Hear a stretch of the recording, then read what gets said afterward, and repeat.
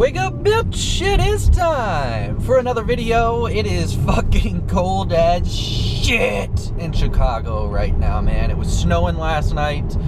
Winter has finally arrived. It's here. There's no hiding from it. I'm literally shaking, shivering in my car right now. What I wanted to post today is sort of a new series on my channel. Something I used to do in my stream a while back, and I named it Bro Talk Tuesdays. And people seem to really enjoy it, and I was talking about it on the stream the other night. Obviously it's Thursday, and I changed the name of the video to Bro Talk Thursday. So it still makes sense. It starts with a T, so I figured, fuck it, Tuesday, Thursday, it doesn't really matter. But what I really do is just take comments, suggestions from the comments, and we just bro out. We just talk about it. And ladies, this is for you too. I'm not trying to be a sexist asshole here. We can talk about anything. Some of the topics we would talk about in the stream, this has been, you know, like a year, 2 years ago. I mean, we would talk about life, space, like, well, we didn't talk about stocks, but we can talk about stocks. I know my crazy 2014 story video, a lot of people wanted me to go a little more in depth with that, but yeah, I'm going to take suggestions out of the comments, and every Thursday, probably when I go to get food or whatever, I'm going to go to Chick-fil-A right now because I'm fucking starving. It's 3:15. This video is going to be late. I apologize for that, but just had some trading stuff come up and couldn't get away from it. But anyway, what I'm going to talk about today in episode 1, since I don't have any suggestions, is something I covered, like I said, the other night in the stream, and everybody really seemed to enjoy it. And it started out as just like where all my old gamer tags came from, but it ended up actually being kind of a recap on my competing career. People wanted to know like where the hell I came from, who I was, what I did. So I figured I'd just talk about that on the way to Chick-fil-A. Hopefully you guys enjoy the little story, and if you don't, then suck my ass. Alright, so I started out young thug in Marktree, Arkansas. I was a big PlayStation guy. PlayStation 2, the first online game I played, this is while I had dial-up connection, it was Ghost Recon Jungle Storm, and I almost just wrecked or something. It was like Ghost Recon Jungle Storm on the PlayStation 2, and this was a game that, you know, not a lot of people played. Not a lot of people played online games back then, so there was maybe 50 to 100 people, and this was at the peak at the time. It was all custom games, that's all it was. But my first original gamer tag was Killing_Pro, and that was in all capitals, only because Killing Specialist would not fit in the slot, so I had to be Killing_Pro. I was a mute, but I loved playing the freaking game. Like, you weren't good at Ghost Recon Jungle Storm. I don't know if it would be crazy if anybody in the comments actually played it, but if you did, you would know you weren't good at the game if you did not cheat. Everybody cheated. It was called a code breaker. Like, if you didn't have a code breaker, you couldn't play the game. Like, what you would use, you'd use the zoom feature, which would help you like zoom in way further than any gun should allow you to. Like, you'd shoot rockets across the map off the start. That's how the games were played. Like, everybody fires rockets at the start, and then you run off to your spots and try to kill each other. Zoom was a big code breaker. Brightness cheat, which basically lit up all the players like light bulbs, so you could see them everywhere. They didn't blend in. And those were basically the main two. You had to have zoom and you had to have brightness. If you didn't, you sucked ass at the game.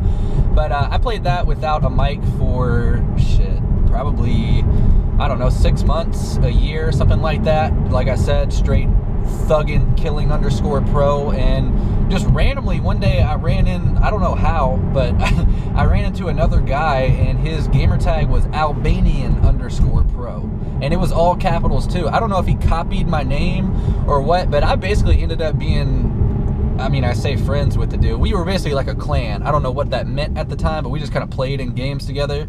We never talked to each other. I don't know what the motherfucker sounds like because I didn't have a mic and he didn't either. We were just kind of mutes, and we were like the mute squad. We'd roll up in lobbies. We'd straight, I mean, we were fucking people up. People with mics were wondering what the hell was going on. But me and Albanian Pro, we played for a little bit.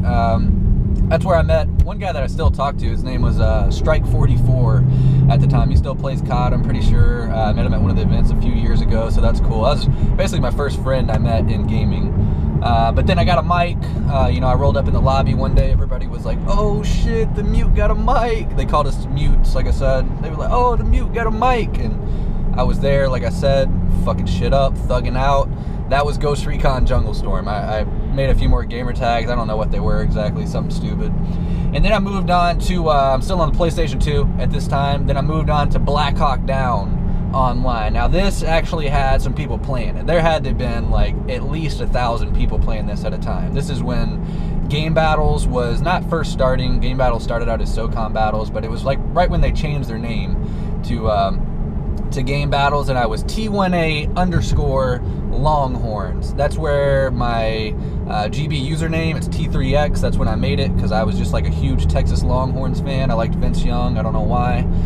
But I was in the One Alliance. That was my team. This is the same game that Rambo played. I'm sure a lot of you guys know Rambo. He played a little bit after me, but I'm pretty sure I was like way better than him. I'm not sure, because I don't remember playing against him, but if I had to bet money, I would say I was better, because T1A, we were the best team at the time. Then I ended up joining another squad. It was EX at the time. They were the best squad. I left T1A, said fuck them. I was EX Enforcer. Now when I was EX Enforcer, this was like, T1A was a team, it's like the one you see on Game Battles where they got a whole lot of wins, but they got a whole lot of losses too. They kind of just play everybody, they're good, they'll beat good teams. And EX was like the team that never lost. We would go on the ladder and we'd be like 25-0. We didn't give a fuck. So I don't think we ever lost. I'll be honest with you. It was me, Baldo, Villela. Those were some of the guys. They were all Canadian. They lived together. So they were always like landing and shit. But I was on that team, and then that was, like I said, that was pretty much the end of Black Hawk Down. And I played Greg Hastings paintball online. A lot of people don't know that. That was only for a couple of months, but I was like 21-0 on the Greg Hastings paintball ladder. I remember Run Through Kings, RTK_God. He was literally a god at paintball, and it is fucking snowing again. You have to be joking me. RTK God was literally the best Greg Hastings paintball online player you've ever seen in your life. As soon as you broke off the start, your ass was getting pegged in the head like 5 times. You literally did not stand a chance. I can't even explain to you. Probably one of the most dominant figures in an online first-person shooter I've ever seen in my life. RTK God, shout out to you if you're out there. But that was, like I said, that was really quick. That was like 3 months. Had fun. That's when I was playing paintball in real life, so I was kind of in that mood. And then I moved on to a game that had even more players playing, and that was Battlefield 2 Modern Combat on the PlayStation 2. And this is really when I realized, like, holy shit, I'm pretty good at first-person shooter video games. Because even then, you know, I started a 3v3 Conquest team. My name was Longhorns again. I carried that over from Black Hawk Down, and I was playing. We had a 3v3, like I said, Conquest team. It was called Sick With It, and that was me, Strike 44, which I met in Ghost Recon, and another guy named Terrell. Now I'm pretty sure Terrell has now like joined a gang or something. We used to talk on the phone all the time. I don't know what happened to him. I tried to check his MySpace page out, and he was throwing up gang signs. I don't know what happened to Terrell, but shout out to Terrell as well. And then we went like 76-0, no bullshit, Sick With It, 3v3, and we lost one match. It was Backstab Conquest, and I fucking raged, dude. I was a little bitch. I deleted the team. I didn't care. I was off of that. Sick With It was over, and that's when I started trying to join like really elite Battlefield teams. Like I said, we played Conquest. I wanted to move to CTF because CTF is what all the real motherfuckers were playing. So I wanted to be a real motherfucker too. I joined GX, which was Gaming Experts, and that is when I ditched the Longhorns tag basically for good, and I was G_dash gifted with a 3 _X. You can see that on the screen. Still probably one of my famous, not famous, I just stuttered. I don't know what the fuck is going on. I'm not editing it though. One of my favorites, that's what I was trying to say. One of my favorite gamer tags of all time. I wish I could be gifted right now, but it would be weird if I wasn't Big Timer and Big T. So I gotta stick with that for now. But Battlefield 2, oh yeah, funny little side story. That's actually where I got the gamer tag Big Timer from. There was a guy in GX with me. His name was GX Big Timer. He had a, like I said, it was a cool ass name too. I wanted to be that, so when I started playing COD, that's what I switched over to. But in GX, like Jehu Jcash, I don't know if anybody knows who that is. 3-time back-to-back national champion for Rainbow Six Vegas. Probably one of the best console FPS players ever. A lot of people don't know that. He was in Surreal Legacy and COD 4 with like Pac-Man. I'm sure you guys know Pac-Man from Rise. That's back when he was really good. I mean, he still is good. You're good, Pac-Man, but you know Surreal Legacy anymore, let's be honest. But yeah, that was Jehu. That was Battlefield. Played some of that, and that's really when I started telling my mom, like, you know, one day I'm gonna make it in gaming. And I would tell her that all the time. I would tell her I'm going to California, because there were Battlefield tournaments back then. There was a like 8v8 Conquest tournament that I ended up coming in like 3rd place in, but the winner got to go compete against the Xbox teams in California, and I thought I was gonna win it. So I was telling my mom, like, hey, I'm going to Cali, I'm gonna do this. When it didn't pan out, she thought I was bullshitting the whole time. And, you know, Battlefield 2 was over, like I said, kind of salty. Noodleman 89 and Pro Skills got to represent the United States, or not United States, the PlayStation community. I'm pretty sure they lost to the Xbox team. Fucking bitches, man. And that is when I started getting into Call of Duty. A friend of mine in high school, we played together, different stuff. He like showed me Halo 2 at first, but he let me borrow Call of Duty 3, and I never played it competitively or anything. I only had it for like a week or two before COD 4 dropped, but I would play like public matches, and I realized, like, holy shit, I'm pretty good at this game too. This is crazy. I'm just good at first-person shooters. And yeah, I played Call of Duty 3. That's when I knew I wanted to grab COD 4, and COD 4 was really an easy transition for me because of Black Hawk Down. Like, COD 4 controls were the exact same as Black Hawk Down. Like, B is, like, A is how you jumped, obviously, B is how you jumped around. I'm pretty sure I clawed in Black Hawk Down, I can't remember, but I know I clawed as soon as I started playing COD 4, so it would make sense. And, yeah, like, the movement, everything, like, scoping in was the same, shooting, obviously, jumping, proning, it played the exact same way, so it was an easy transition for me over to COD 4. And obviously that's when, like, pro circuit ladders started. You know, I had teams again with Strike 44. I was still with him in Call of Duty 4. We'd play on game battles, and the friend from high school I'm talking about, that's where I started.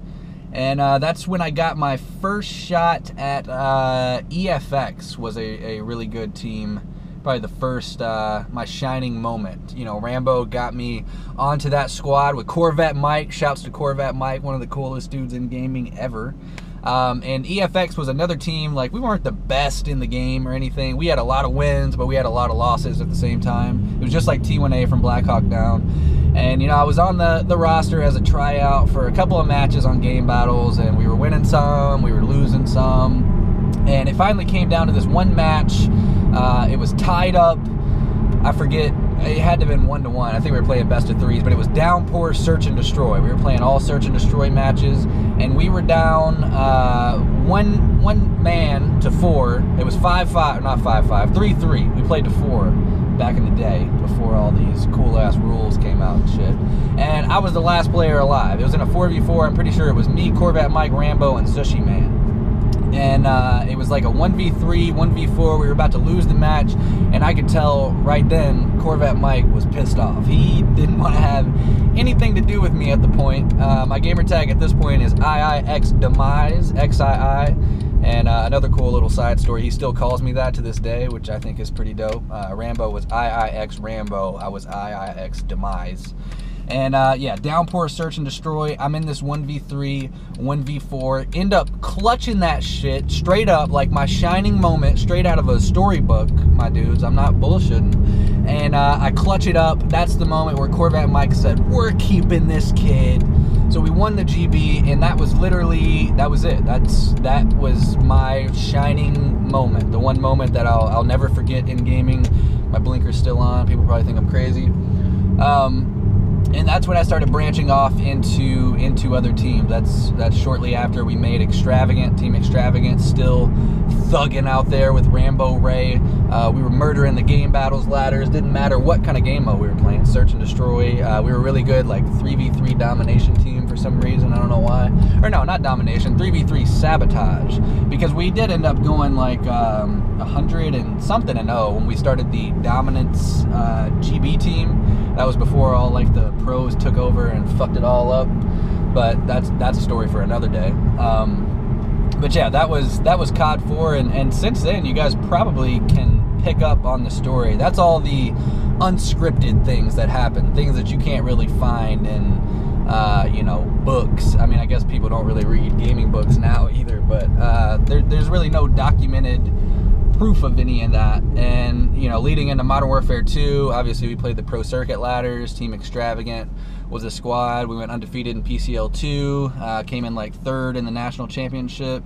Oh shit, I didn't even talk about the COD 4 national championship. The reason I was talking about my mom is because finally, you know, I was playing COD 4 and we were great at it, and we qualified. We were ranked 1st for the national championship in Anaheim, California. And I walked in the living room, I said, Mom, what do you think about me going to California to play some video games? Because as you can remember, I used to tell her that about Battlefield. It never happened. She thought I was bullshitting, so she just looked at me right away. She said, not much.